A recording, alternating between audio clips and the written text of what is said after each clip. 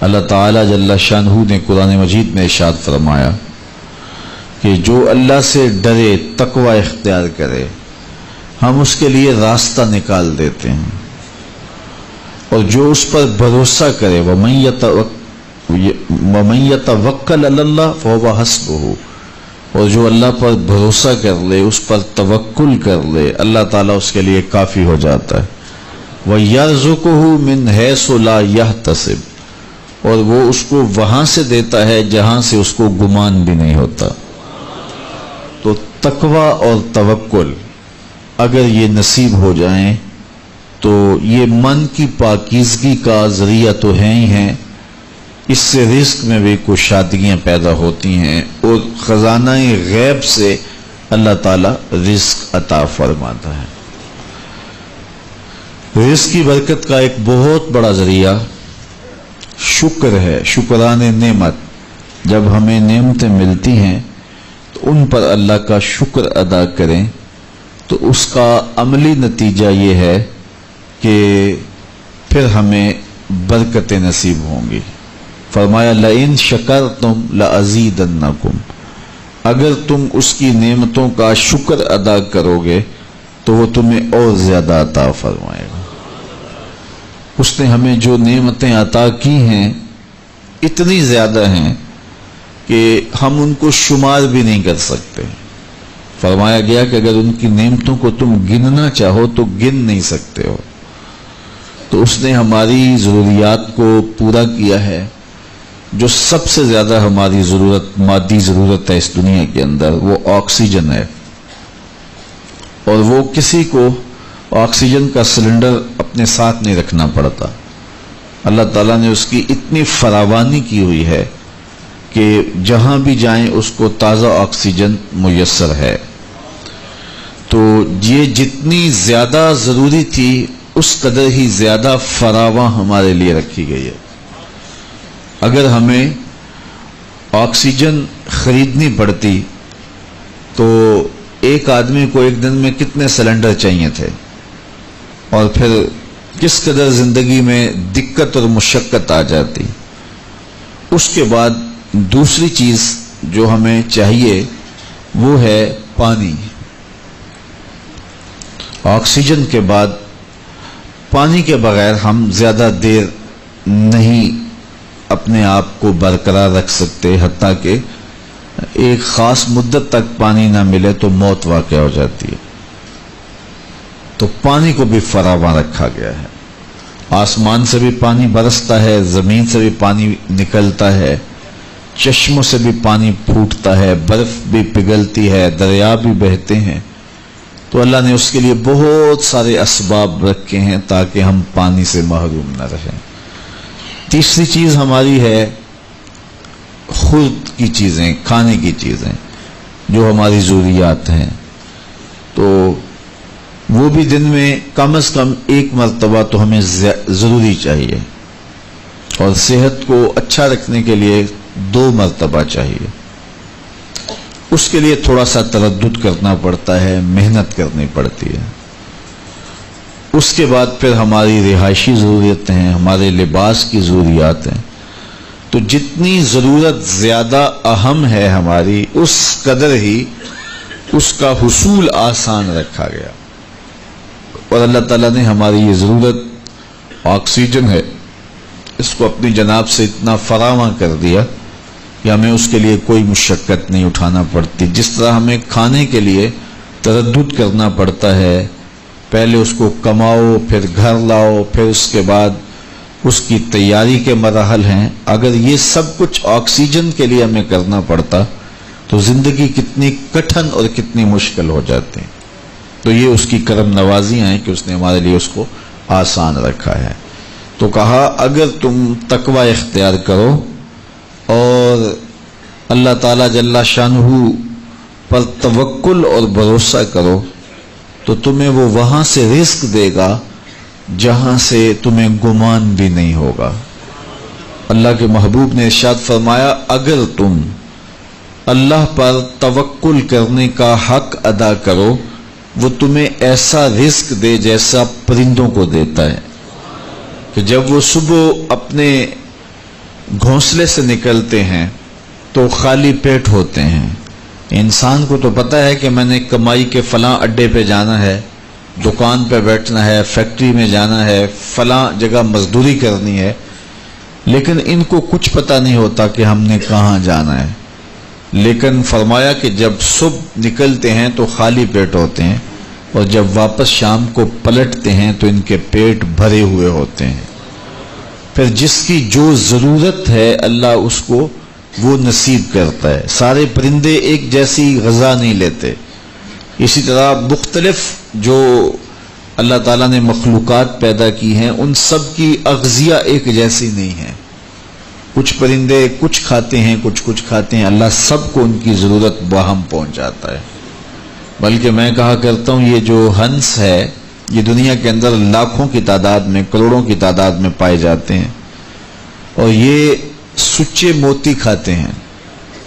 اور ہم اگر کسی دوائی میں استعمال کرنے کے لیے ہمیں مطلوب ہوں تو ہزاروں لاکھوں روپے دے کے ہم کسی سے لیں تو پھر بھی بعض کا یقین نہیں ہوتا کہ یہ خالص ہیں یا ناخالص ہیں.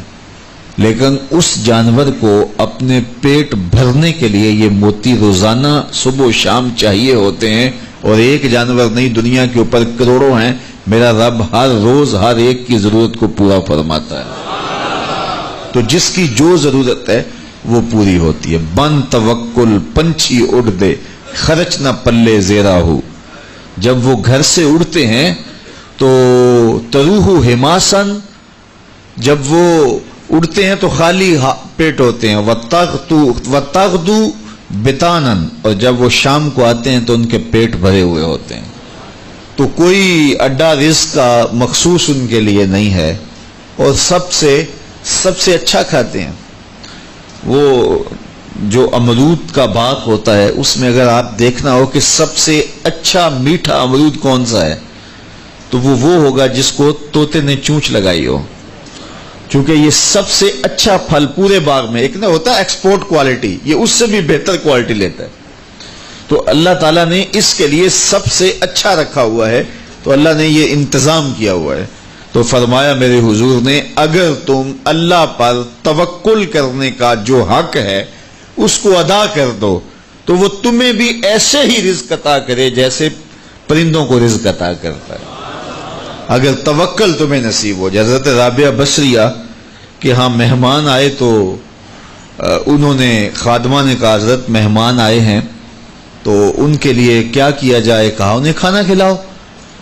تو کہا کہ حضرت صرف ایک روٹی پڑی ہوئی ہے، تو مہمان 4-5 ہے، کم از کم 8-10 روٹیاں چاہیے. تو فرمایا اچھا اس روٹی کو اللہ کی راہ میں خیرات کر دو. تو خیرات کر دیا گیا. تھوڑی دیر کے بعد دروازے پہ دستک ہوئی. من الباب، دروازے پہ کون ہے؟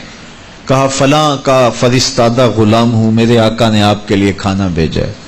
خادمہ نے کھانا وصول کیا اور کپڑا اٹھایا، گنا تو 4 روٹیاں تھیں. تو خادم سے کہا جلدی جلدی اس کو واپس کر دو، اس کے آقا نے کسی اور گھر بھیجا ہوگا، یہ غلطی سے ہمارے گھر آ گیا. کھانا واپس کر دیا. پھر دروازے پہ دستک ہوئی. پوچھا من دق الباب، دروازہ کس نے کھٹکھٹایا؟ کہا فلاں کا فرستادہ غلام ہوں. خادمہ نے کھانا وصول کیا. حضرت رابعہ نے کپڑا اٹھایا تو گنا تو 6 روٹیاں تھیں. کہا اس کے آقا نے کسی اور ہاں بھیجا ہوگا، یہ غلطی سے ہمارے گھر آ گیا. کھانا واپس کر دیا. پھر دروازے پہ دستک ہوئی تو پوچھا دروازے پہ کون ہے؟ کہا فلاں آقا کا بھیجا ہوا غلام ہوں. اور انہوں نے کہا یہ کھانا حضرت رابعہ کو دے کے آنا ہے. تو خادمہ نے وصول کیا. حضرت رابعہ نے کپڑا اٹھایا، گنا تو 10 روٹیاں تھیں. کہا ہاں یہ کھانا ہمارا، اس کو رکھ لو اور مہمانوں کو کھلا دو. کہا حضرت پہلے 2 بھی تو آپ کا ہی نام لیتے تھے اور اسی دہلیز پہ آئے تھے. کہا میرے رب کا وعدہ ہے جو 1 دیتا ہے میں اس کو 10 دیتا ہوں. تو پہلے 4 روٹیاں تھی، پھر 6 روٹیاں تھی. میں نے کہا مالک 10 دے گا تو تیری بندی وصول کرے گی. تو اگر اس پہ توکل قائم ہو جائے، اس پہ بھروسہ قائم ہو جائے تو پھر یرزقہ من حیث لا یحتسب، وہ وہاں سے دیتا ہے جہاں سے بندے کو گمان بھی نہیں ہوتا. تو توکل اللہ پر قائم کیجئے گا. کاروبار ضرور کیجئے گا. توکل یہ ہے کہ آپ وہ کام ضرور کریں لیکن کہیں کہ یہ میرے کام کا نتیجہ نہیں مجھے مل رہا، یہ میرے اللہ کا فضل مجھے مل رہا ہے، تو پھر دیکھنا کہ اللہ تعالیٰ کیسے راستے کھولتا ہے۔ تو جب انسان اللہ کے فضل پر توکل قائم کر لیتا ہے تو پھر کام کاج ضرور کرتا ہے، لیکن اس کی زندگی کی جو ٹینشن ہے وہ ختم ہو جاتی ہے۔ بندہ کہتا ہے کہ یہ ہے تو میں کرتا ہوں، تو یہ نہیں ہوگا تو یہ نہیں ہوگا، بس وہ جتنا کر سکتا ہے وہ کرے، باقی چھوڑ دے اس پہ، تو پھر وہ خزانہ غیب سے نصیب فرمائے گا۔ اچھا، حضور علیہ السلام نے ایک اور چیز ارشاد فرمائی، بلکہ اپنی امت کے لیے دعا دی، اللہم بارک لامتی فی بکورہا، اے اللہ میری امت کے لیے صبحوں میں برکتیں ڈال دے۔ جو کام صبح کیے جاتے ہیں ان کاموں میں بڑی برکت ہے، جو کام جو ہے وہ دیر سے کیے جاتے ہیں، رات کو کیے جاتے ہیں، دوپہر کے بعد کیے جاتے ہیں، ان میں وہ برکات نہیں رکھی گئی جو حضور کی دعا سے صبح کے کاموں میں برکت رکھی گئی ہے۔ تو اس لیے آپ اپنے کام کاج میں جو ہے وہ صبح کو اس کا آغاز کیجئے، پھر دیکھنا کہ برکتوں کے قافلے کیسے اترتے ہیں، اس لیے کہ میرے حضور کی دعا کبھی مسترد نہیں ہوتی۔ اجابت کا صحرا، عنایت کا جوڑا، دلہن بن کے نکلی دعائے محمد صلی اللہ علیہ وسلم، اللہم بارک لامتی فی بکورہا، اے اللہ میری امت کی صبحوں میں برکتیں ڈال دے۔ تو جو کام صبح کے وقت کیے جاتے ہیں اس میں برکت رکھی گئی ہے۔ اگر آپ چاہتے ہیں کہ ہم آسودگی حاصل کریں تو پھر اپنے کاموں کا آغاز صبح سے کیجئے۔ اللہ اکبر، اس کی برکات آپ کو نصیب ہوگی۔ اور ایک اور بات ارشاد فرمایا کہ جو چاہتا ہے کہ اس کی عمر میں برکت ہو اور اس کے رزق میں برکت ہو، دو چیزیں جو چاہتا ہے، جو یہ چاہے کہ اس کے رزق میں اور اس کی عمر میں برکت ہو، اور یہ ہر بندہ چاہتا ہے، تو میرے حضور نے فرمایا کہ وہ اپنے رشتہ داروں کے ساتھ سلوک اچھا کرے، صلہ رحمی کرے۔ بعض اوقات ہوتا ہے کہ وہ رشتہ داروں کا رویہ اچھا نہیں ہوتا۔ میں آپ کو بتاؤں کہ سب سے بہتر صدقہ کون سا ہے؟ سب سے بہتر صدقہ وہ ہے جو ناراض مفلس رشتہ دار کو دیا جائے، سب سے افضل صدقہ، چونکہ اس میں نفس شامل نہیں ہوگا۔ بندہ کہے گا آپ شریکوں کو دیں، یہ پہلے ہمارے مخالف اور کھڑے ہو جائیں گے، لیکن وہ کسی وجہ سے وہ ہو مجبور گئے، مفلس ہو گئے، تو جو مفلس مجبور ناراض رشتہ داروں کو صدقہ دیا جائے، اس میں نفس درمیان میں کھڑا نہیں ہوتا، تو وہ صدقہ اللہ کو بڑا محبوب ہے اور وہ سیدھا سیدھا قبول ہوتا ہے۔ تو جو یہ چاہے کہ میری عمر زیادہ ہو اور میرے رزق میں برکتیں ہوں، تو میرے حضور نے ارشاد فرمایا کہ وہ کیا کرے، وہ اپنے رشتہ داروں کے ساتھ اچھا سلوک کرے۔ صلہ رحمی کی تلقین کی گئی، اس سے آسودگی بھی نصیب ہوتی ہے اور یہ ایک اچھے معاشرے کی تشکیل کی ضمانت بھی ہے، اور اس سے رزق اور عمر میں برکتیں بھی نصیب ہوتی ہیں۔ اچھے اور صالح رزق کے لیے میں نے کل بھی ایک روایت آپ کے سامنے پیش کی تھی، وہ بھی علماء نے لکھی کہ دو بھائی تھے، ایک کام کاج کرتا تھا، دوسرا حضور کے پاس بیٹھا رہتا تھا۔ تو اس نے آ کے شکایت کی کہ حضور یہ میرا بھائی ہے، یہ میرے ساتھ کوئی مدد ہی نہیں کرتا، یہ آپ کے پاس ہی بیٹھا رہتا ہے۔ تو حضور نے فرمایا کہ شاید اللہ اس کے صدقے سے تجھے رزق دیتا ہو۔ تو جو دین کے لیے بھائی لگ جائیں، رشتہ داروں میں، اعزاء و اقربا میں، یا ویسے ہی طلباء کے لیے آپ اگر شامل ہو جائیں تو پھر وہ آپ کے کاروبار میں، رزق میں برکت کا سبب و ذریعہ ہو جائے گا۔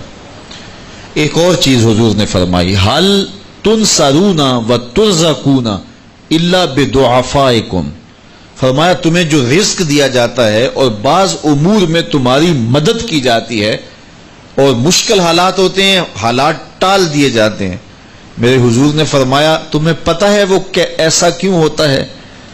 حل تنصرون و ترزقون، تمہیں جو رزق بھی دیا جاتا ہے، بعض اوقات ایسا ہوتا ہے ایک بندہ بڑی محنت کرتا ہے، نتائج نہیں ملتے، ایک بندے کی تھوڑی محنت ہوتی ہے لیکن دروازے کھلتے چلے جاتے ہیں، مشکل میں پھنس جاتا ہے، کوئی ایسا سبب لگ جاتا ہے کہ راستے کھل جاتے ہیں۔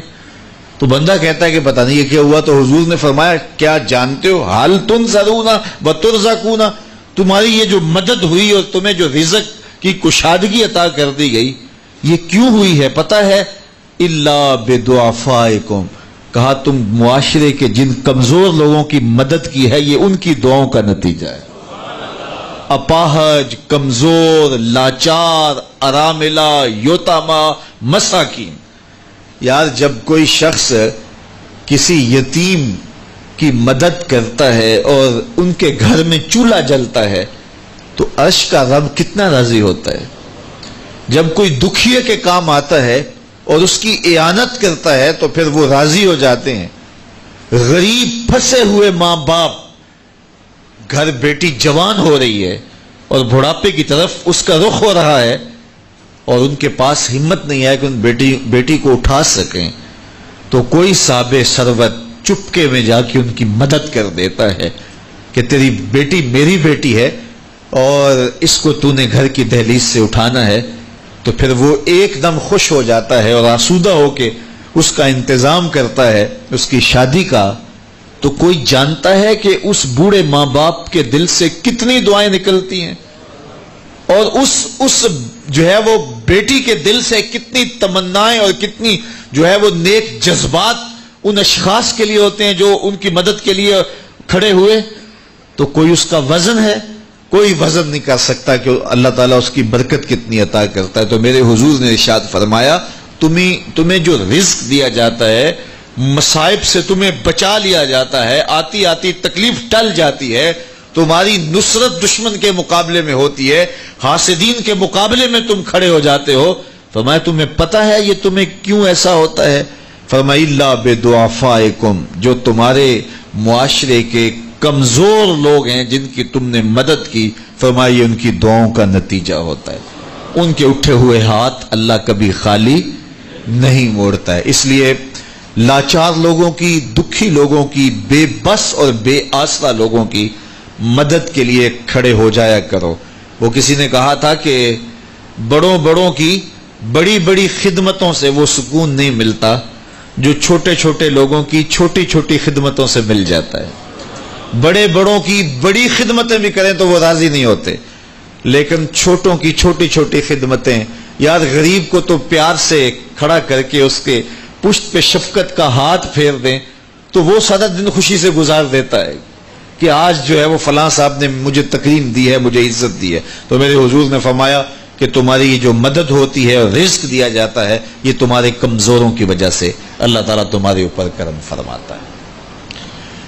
اچھا، ایک اور ذریعہ رزق کے اضافے کا حضرت عبداللہ ابن مسعود رضی اللہ تعالی عنہ کی مرویات سے۔ یہ حضرت عبداللہ ابن مسعود جلیل القدر صحابی ہیں، ان کے ہاں بیٹیاں ہی بیٹیاں تھیں۔ اچھا، جب ان کا آخری وقت آیا اور یہ بڑے سخت بیمار ہو گئے تو نزع کی سی کیفیت طاری ہو گئی، تو حضرت عثمان غنی رضی اللہ تعالیٰ عنہ ان کا حال پوچھنے آئے۔ تو جب حال پوچھا، بیٹھے، گفتگو ہوئی، واپس چلنے لگے، تو حضرت عثمان غنی نے اشرفیوں کی 2 تھیلیاں نکال کے حضرت عبداللہ ابن مسعود کو پیش کی۔ تو انہوں نے کہا کہ مجھے تو اس کی ضرورت نہیں ہے، میں تو اس دنیا سے جا رہا ہوں، تو یہ مجھے کیوں دے رہے ہیں؟ تو حضرت عثمان نے کہا کہ یہ آپ کی بیٹیوں کے لیے ہے، چونکہ آپ کی بیٹیاں ہی بیٹیاں ہیں تو یہ میں ان کے لیے پیش کر رہا ہوں، آپ کو تو واقعی ضرورت نہیں، دنیا سے جا رہے ہیں تو یہ ان کے لیے ہے۔ تو حضرت عبداللہ ابن مسعود نے پھر تھیلیاں موڑتے ہوئے کہا کہ میری بیٹیوں کو اس کی ضرورت نہیں ہے، اس لیے کہ میرے حضور نے فرمایا تھا کہ جس کے پاس سورہ واقعہ ہو اس کو غربت تنگ نہیں کر سکتی، تو میری بیٹیاں رات کو سونے سے قبل 1 مرتبہ سورہ واقعہ ضرور پڑھتی ہیں، اس لیے تم میری بیٹیوں کے بارے پریشان نہیں ہونا، اللہ کے فضل سے انہیں غربت تنگ نہیں کرے گی، ان کے پاس سورہ واقعہ جو موجود ہے، تو یہ کسی ایسے ضرورت مند کو دو جس کے پاس سورہ واقعہ نہیں ہے۔ تو سورہ واقعہ کی تلاوت یقیناً رزق کی فراوانیاں اور رزق کی برکتیں حاصل کرنے کا ایک ذریعہ ہے، اور دروازے کھل جاتے ہیں اگر سورہ واقعہ کی تلاوت تسلسل کے ساتھ کی جائے۔ اس لیے اپنے معمولات میں سورہ واقعہ کو شامل کر لیجئے گا، اس کی برکات سے انشاءاللہ رزق کی فراوانیاں نصیب ہوتی ہیں۔ ایک اور ذریعہ رزق کا، اور یہ بہت آسان، شکا رجل الی رسول اللہ دیک المعیشۃ والفقر، حضرت سہل بن سعد الساعدی رضی اللہ تعالی عنہ کی مرویات سے ہے۔ ایک شخص حضور کی خدمت میں حاضر ہوا اور اس نے کہا میں کثیر العیال ہوں، ذرائع آمدن بہت تھوڑے ہیں، میرے لیے کچھ ارشاد فرمائیے۔ بچے زیادہ ہیں، ذرائع آمدنی تھوڑے ہیں، تو میں مفلوق الحال ہوں۔ تو اس نے اپنے فقر کا، اپنی غربت کا حضور کے سامنے قضیہ رکھا۔ شکا رجل الی رسول اللہ دیک المعیشۃ والفقر۔ آقا کریم نے اس کو جو وظیفہ بتایا وہ بالکل آسان ہے، آپ سب کو پہلے یاد ہے، لیکن اس پہ عمل کرنے شروع۔ قال اذا دخلت الدار فسلم علی، کہا جب گھر جائے تو گھر میں داخل ہونے لگے تو گھر والوں کو السلام علیکم کہہ دیا کرو۔ یہ وظیفہ شروع کر لو کہ جب بھی گھر جاؤ السلام علیکم۔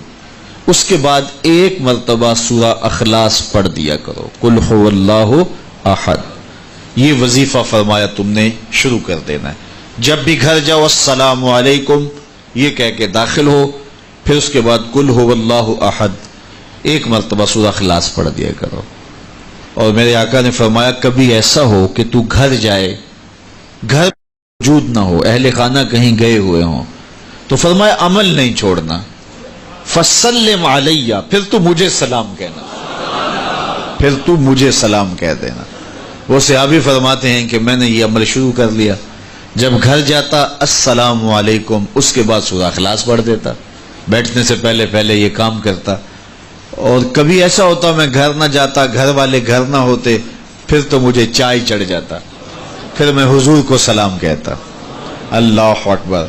حضرت ملا علی قاری نے شرح شفا میں لکھا ہے، جو حضرت قاضی ایاز مالکی اندلسی علیہ رحمہ نے لکھا ہے شفا میں، کہ جب گھروں کو جاؤ تو حضور کو سلام کرو، تو اس کی شرح میں لکھتے ہیں حضور کو سلام کیوں کرو، تو وہ کہتے ہیں لِأَنَّ رُوحَهُ علیہ السلام موجود فی بیوت المسلمین، اس لیے کہ حضور کی روح کا فیضان مومنین کے گھر میں موجود ہوتا ہے۔ اللہ اکبر۔ اس لیے حضور کو سلام کرو۔ وہ کہتا ہے جب کوئی نہ ہوتا میں حضور کو سلام کرتا۔ وہ اپنے نام لیواؤں کو تنہا چھوڑتے کب ہیں، جہاں ہم دم نہ ہو کوئی وہاں سرکار ہوتے ہیں۔ تو کہا اس کے بعد سورہ اخلاص پڑھ دیتا۔ یہی میرا عمل رہا۔ پھر اس کا فائدہ کیا ہوا؟ وظیفہ حضور نے بتایا تھا، اور جب بھی جاتا السلام علیکم سورہ اخلاص، کوئی نہیں ہے تو حضور کو سلام اور سورہ اخلاص کہتے میں نے عمل شروع کر دیا، حتی افاد اللہ جیرانہ، اس عمل کی برکت سے میں نے تو امیر ہونا ہی ہونا تھا، میرے ہمسائے بھی امیر ہو گئے۔ ایسی برکتیں، ایسی رحمتیں اتری کہ میرے ہمسایوں کے ہاں بھی فراوانیوں اور برکتوں کا نزول ہونے لگا۔ اسی طرح رزق کی فراوانی کا ایک اور ذریعہ ہے، اور وہ یہ انفاق فی سبیل اللہ۔ جب اللہ کی راہ میں آپ خرچ کریں گے تو پھر اس سے رزق بڑھتا ہے، جبکہ ہماری عقل و خرد کے فیصلے یہ ہیں کہ مال میں سے کچھ نکالا جائے، تو ہمارا ریاضی اور حساب یہی کہتا ہے کہ کچھ کم ہوتا ہے، ہمارے کیلکولیٹر کا نتیجہ بھی یہی ہے، ہمارا اکاؤنٹنٹ بھی یہی کہتا ہے کہ اتنے نکال دو گے تو باقی اتنے بچیں گے۔ لیکن میرے حضور نے فرمایا کہ میں قسم اٹھا کے کہتا ہوں کہ صدقے سے مال کم نہیں ہوگا۔ ہمارے بزرگ فرمایا کرتے تھے کہ وہ پرانے زمانے میں کنویں سے پانی نکال کر کے کھیتیاں سیراب ہوتی تھیں، بعد میں یہ جو ہے وہ ٹیوبل آ گئے تو ان کی ضرورت نہ رہی، لیکن وہ کنویں کافی دیر لوگوں نے بند نہیں کیے تھے کہ پتہ نہیں کبھی پھر ان کی ضرورت دوبارہ نہ پڑ جائے، تو دیر تک وہ کنویں ہم نے بھی دیکھے، اب تو تقریباً بند ہو گئے، لیکن آج سے 10-15 سال پہلے چلے جائیں تو ہر گاؤں میں کنووں کے نشانات موجود تھے، اور بعض میں وہ پرانی مالا بھی لٹک رہی ہوتی تھی، وہ ٹنڈے وغیرہ، تو پرانے کنویں ہم نے دیر تک دیکھے، تو ان کنووں کو کسی نے بند نہیں کیا تھا، دیر تک وہ جاری رہے۔ تو میرے بزرگ فرمایا کرتے تھے کہ اب ان کنویں سے پانی نکالو تو گدلا بھی ہے، میلا بھی ہے اور بہت نیچے بھی چلا گیا ہے، جبکہ انہی کنووں کا پانی تازہ بھی تھا اور شفاف بھی تھا اور بہت اوپر بھی تھا۔ کہا جب یہ کنویں باہر فیض دیتے تھے نیچے سے سوتے پھوٹتے تھے، جب انہوں نے باہر دینا چھوڑ دیا اللہ نے بھی عطا کرنا چھوڑ دیا، اب یہ بند ہو گئے۔ تو رزق کا معاملہ بھی یہ ہے، جب اس کی راہ میں دیتے رہو گے تو اللہ عطا کرتا رہے گا۔ یہ دیکھیے کھیتی کے پتے کاٹتے ہیں اور وہ اس سے پھل زیادہ ہوتا ہے لیکن پھر دوبارہ انہی پتوں پہ پتے اگاتے ہیں۔ تو کبھی ایسا نہیں ہوا کہ پھل توڑنے سے ختم ہو گئے ہوں، توڑیں تو اس کی جگہ جو ہے وہ نیا، اگر آپ بھینس کو جو ہے وہ دودھ نہ نکالیں گے تو وہ بیمار پڑ جائے گی، تو اگر نکالیں گے تو تھوڑی دیر کے بعد پھر وہاں دودھ آ جائے گا۔ تو یہ اللہ کا نظام ہے، اگر تمہارے ہاتھ سے پیسہ نکلتا رہا تو پھر اللہ تمہیں فراوانی عطا کرتا رہے گا۔ بندہ کہتا ہے کہ میں جوڑوں تو برکت ہوگی، میرا رب کہتا ہے تم خرچ کرو گے تو برکت ہوگی۔ تو اس لیے اس کی راہ میں خرچ کرتے رہنا، اس کی راہ میں دیتے رہنا رزق کی فراوانی کا سبب ہے۔ ایک اور وظیفہ میں آپ کو بتا دیتا ہوں، ہم اپنے جتنے بھی پیر بھائی ہیں سب کو تاکیداً کہتے ہیں کہ مالی مشکلات کے لیے اور گھریلو دیگر مشکلات کے لیے یہ وظیفہ پڑھا جائے، اور وہ یہ ہے کہ نماز مغرب کے بعد 21 مرتبہ سورۃ الکوثر کی ما بسم اللہ تلاوت کی جائے، اول آخر دوشی پڑھ لیا جائے اور پھر 21 مرتبہ سورہ کوثر کی تلاوت کی جائے۔ یہ عمل معمول زندگی بنا لیا جائے تو اس کا عملی نتیجہ یہ ہوگا کہ اللہ تعالیٰ جل شانہ اولاد کو بھی فرما بردار رکھے گا، اس کے نتیجے کے اندر جو ہے وہ رزق کاروبار میں بھی برکتیں ہوں گی، اس کے نتیجے کے اندر حاسدین دشمنوں کے شر سے بھی نجات رہے گی، اور اس کے نتیجے کے اندر اللہ تعالیٰ جو ہے وہ امور دینی میں بھی برکتیں عطا فرمائے گا۔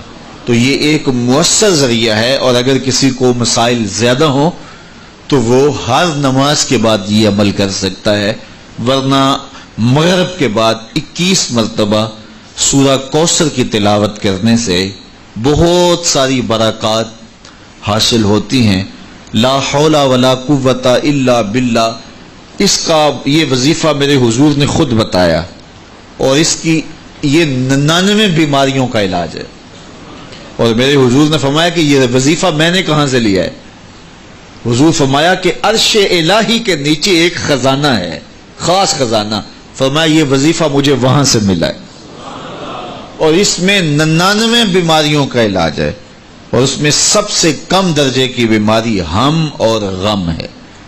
تو اللہ تعالیٰ جل شانہ ہمیں جس طرح دنیاوی اسباب ہمارے پیش نظر ہوتے ہیں تو روحانی امور کے ذریعے سے بھی ہم برکتوں کے حصول کو آسان کر سکتے ہیں۔